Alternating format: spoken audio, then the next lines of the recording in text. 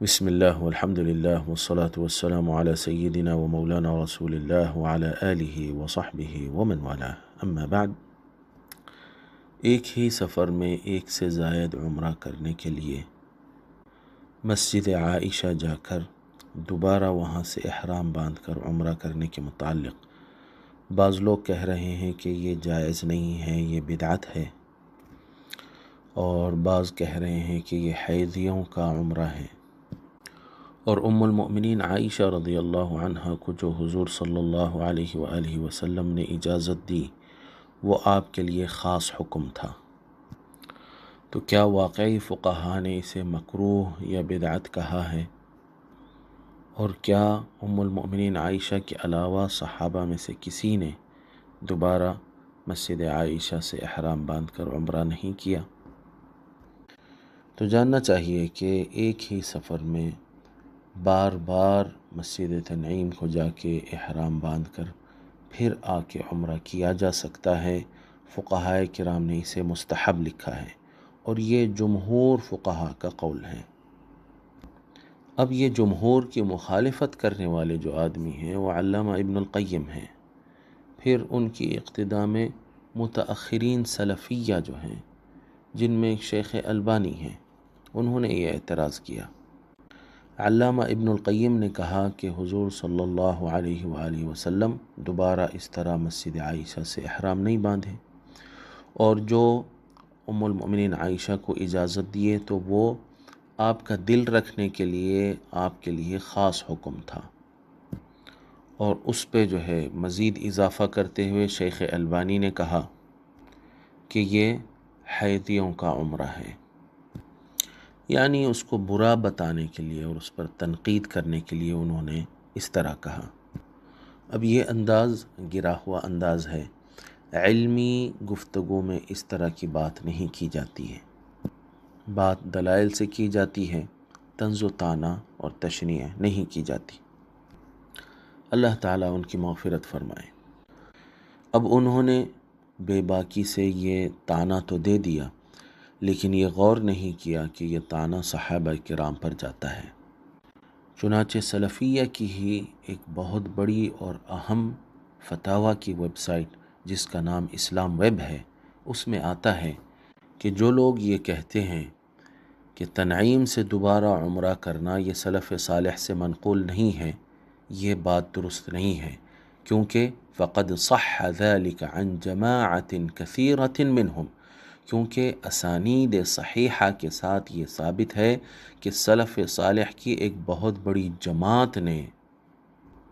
تنعیم سے دوبارہ احرام باندھا۔ فقد روى مالک فی الموطأ، چنانچہ امام مالک اپنی موطأ میں روایت کرتے ہیں ہشام بن عروہ سے، وہ اپنے والد سے، انہ رأى عبد اللہ بن الزبیر احرم بعمرۃ من التنعیم، کہ حضرت عبداللہ ابن الزبیر تنعیم سے عمرہ کا احرام باندھے۔ اور اسی میں آتا ہے کہ مصنف ابن ابی شیبہ میں یہ مروی ہے ان رجلا سأل ام الدرداء عن العمرة بعد الحج، کہ ایک شخص نے حضرت ام الدرداء رضی اللہ عنہا سے حج کے بعد عمرے کے متعلق سوال کیا، فأمرته بها، تو انہوں نے اسے اس کا حکم دیا کہ تم اس طرح کر سکتے ہو۔ اور مزید اس میں اس بات کا جواب دیا گیا کہ ام المؤمنین عائشہ کے لیے خاص تھا، جو کہتے ہیں ان کو دلیل پیش کرنا چاہیے، کیونکہ خصوصیتیں یعنی خاص احکام دلیل سے ہی ثابت ہوتے ہیں، اور اگر یہ ام المؤمنین عائشہ کے لیے حضور صلی اللہ علیہ وسلم خاص حکم دیتے تو آپ علیہ وآلہ السلام اسے بیان فرما دیتے کہ یہ عائشہ کے لیے خاص ہے، جیسا کہ حضرت ابو بردہ رضی اللہ عنہ کو حضور صلی اللہ علیہ وآلہ وسلم کم سن بکری کو ذبح کرنے کی اجازت دی تو فرمایا کہ یہ آپ کے لیے خاص ہے، بلکہ سند صحیح کے ساتھ ابو داود میں یہ روایت موجود ہے کہ ام المؤمنین عائشہ رضی اللہ عنہا کے لیے حضور صلی اللہ علیہ وسلم نے یہ جو حکم فرمایا یہ پورے مسلمانوں کے لیے کشادگی کا باعث تھا۔ چنانچہ حضرت اسید بن حضیر رضی اللہ عنہ سے ابو داود میں مروی ہے، ما نزل بک امر تکرہینہ الا جعل اللہ للمسلمین ولک فیہ فرجا، کہ کوئی ایسا معاملہ، کوئی ایسی چیز نہیں ہے یا ام المؤمنین جو آپ کو لاحق ہوتی ہے اور وہ آپ کو ناپسند ہوتی ہے، مگر اللہ رب العزت اس میں سارے مسلمانوں کے لیے کشادگی رکھ دیتا ہے اور اس کے ذریعے سارے مسلمانوں پر کشادگی پیدا کر دیتا ہے۔ اب دیکھیے، اگر یہ آپ کے لیے ہی خاص تھا تو سارے مسلمانوں کے لیے اس میں کیا کشادگی ہو گئی، جس سے 2 اور 2 4 کی طرح یہ ثابت ہو جاتا ہے کہ یہ آپ کے لیے خاص نہیں تھا۔ اور علامہ ابن القیم نے یہ جو بات کہی کہ ام المؤمنین عائشہ کا دل رکھنے کے لیے حضور صلی اللہ علیہ وسلم نے ان کو اس بات کی اجازت دی، تو امام ابن حجر عسقلانی نے اس کا جواب دیا۔ آپ نے فرمایا اگر یہ عمل باطل تھا تو حضور صلی اللہ علیہ وآلہ وسلم کسی کا دل خوش کرنے کے لیے باطل کا حکم تو نہیں دے سکتے، اور اگر اس کی اصل دل رکھنا ہی ہے اور کسی مسلمان کا دل رکھنے کے لیے یہ چیز جائز ہو جاتی ہے، تو پھر جو مسلمان اتنا پیسہ خرچ کر کے دور دور سے مکہ کو آتے ہیں، جن میں سے کثیر تعداد ایسی رہتی ہے کہ دوبارہ پھر یہاں حاضر ہونے کی ان کو امید نہیں رہتی ہے،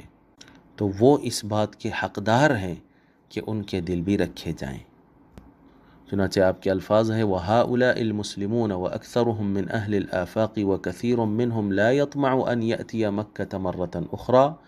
هَؤُلَاءِ أَيْضًا مُحْتَاجُونَ إِلَى تَطْيِيبِ قُلُوبِهِمْ، جیسا کہ اسلام ویب کے فتوے میں آیا ہے۔ اور فقہ حنفی میں تو تکرار عمرہ کو نہ صرف مستحب کہا گیا ہے اور کثرت تکرار عمرہ کو مستحب کہا گیا ہے، بلکہ تنعیم سے احرام باندھنے کو سب سے افضل کہا گیا ہے، جیسا کہ مناسک ملا علی قاری میں آتا ہے۔ اور پورے سال میں کثرت سے عمرہ کرنا مکروہ نہیں ہے، بلکہ کثرت سے کرنا مستحب ہے۔ وَأَفْضَلُ مَوَاقِيتِهَا لِمَنْ بِمَكَّةَ التَّنْعِيمُ وَالْجُعَرَّانَةُ وَالْأَوَّلُ أَفْضَلُ عِنْدَنَا، اور جو لوگ مکہ میں موجود ہیں ان کے لیے سب سے افضل میقات تنعیم ہے اور جعرانہ ہے، اور جو پہلا ہے یعنی تنعیم وہ ہمارے نزدیک زیادہ افضل ہے۔ اسی طرح الدر المختار ورد المحتار میں آتا ہے والمیقات لمن بمکہ یعنی من بداخل الحرم للحج الحرم وللعمرة الحل، اور جو لوگ مکہ میں ہیں ان کے لیے اگر وہ حج کرنا چاہتے ہیں تو ان کا میقات حرم ہے، اور جو عمرہ کرنا چاہتے ہیں ان کے لیے میقات حل ہے، لیتحقق نوع سفر، تاکہ جو ہے ایک قسم کا سفر جو ہے متحقق ہو جائے، والتنعیم افضل، اور تنعیم سے احرام باندھنا زیادہ افضل ہے۔ اور پھر آپ دلیل پیش کرتے ہیں کہ حضور صلی اللہ علیہ وسلم نے ام المؤمنین عائشہ کے بھائی حضرت عبد الرحمن بن ابی بکر کو یہ حکم دیے کہ اپنی بہن یعنی ام المؤمنین عائشہ کو تنعیم کو لے جائیں تاکہ وہ وہاں سے احرام باندھیں، اور یہ دلیل قولی ہے حضور صلی اللہ علیہ وآلہ وسلم کی، اور اس دلیل قولی سے تنعیم سے احرام باندھ کے آنا زیادہ افضل ثابت ہوتا ہے کہ حضور صلی اللہ علیہ وآلہ وسلم نے اس میقات کو یعنی تنعیم کو دوسرے میقاتوں پر ترجیح دی۔ بلکہ امام ابن قدامہ نے تو اس طرح بیان کیا ہے کہ اس مسئلے میں ہم کوئی اختلاف جانتے ہی نہیں ہیں، کسی نے اس مسئلے میں اختلاف کیا ہی نہیں ہے، جیسا کہ المغنی میں آپ فرماتے ہیں لا نعلم فی هذا خلافا، اس مسئلے میں ہم کوئی اختلاف جانتے ہی نہیں ہیں، یعنی صحابہ، تابعین، اتباع تابعین اور ائمہ کبار کا زمانہ ابن قدامہ کے زمانے تک، یعنی تقریباً 5ویں صدی ہجری تک اس مسئلے میں کسی کا اختلاف موجود ہی نہیں تھا، یہاں تک کہ 8ویں صدی میں علامہ ابن القیم آئے اور اس مسئلے میں غیر ضروری کا ایک اختلاف ڈالے۔ اب یہ کہنا کہ حضور صلی اللہ علیہ وآلہ وسلم نے پھر ایسا کیوں نہیں کیا، تو حضور صلی اللہ علیہ وآلہ وسلم کی یہ عادت شریفہ تھی کہ بہت سارے ایسے اعمال جو آپ ادا فرمانا چاہتے تھے وہ نہیں ادا کرتے تھے، اس خوف سے کہ کہیں امت پر وہ مشقت نہ بن جائے، جیسا کہ صحیحین بخاری و مسلم کی متفق علیہ حدیث میں آتا ہے کہ اللہ کے رسول صلی اللہ علیہ وسلم لَيَدَعُ الْعَمَلَ وَهُوَ يُحِبُّ أَن يَعْمَلَ بِهِ، کہ کوئی عمل آپ ادا فرمانا چاہتے تھے اور آپ کو پسند رہتا تھا کہ آپ وہ عمل کریں، لیکن سرکار اس کو جو ہے چھوڑ دیتے تھے، خشیت ان یعمل به الناس فیفرض علیہم، اس بات کے خوف سے کہ کہیں لوگ اس پر پیدر پہ عمل کرنے نہ لگ جائیں کہ جس کی وجہ سے وہ ان کے اوپر فرض ہو جائیں۔ جیسا کہ آپ نے 2-3 دن تراویح کی جماعت کروانے کے بعد جو ہے اسے ترک فرما دیا تھا، تو یہ تنعیم سے احرام باندھنا اگرچہ کہ حضور صلی اللہ علیہ وسلم نے ادا نہیں فرمایا، لیکن آپ نے حکم بھی فرمایا دوسروں کو، اور آپ کے سامنے وہ عمل ہوتا رہا اور آپ جو ہے اس کا اقرار کرتے رہیں، تو سنت قولیہ اور سنت تقریریہ سے یہ عمل ثابت ہے، اور یہ اس کے جائز ہونے اور اس کے مستحب ہونے کے لیے بہت کافی ہے۔ واللہ ورسولہ اعلم۔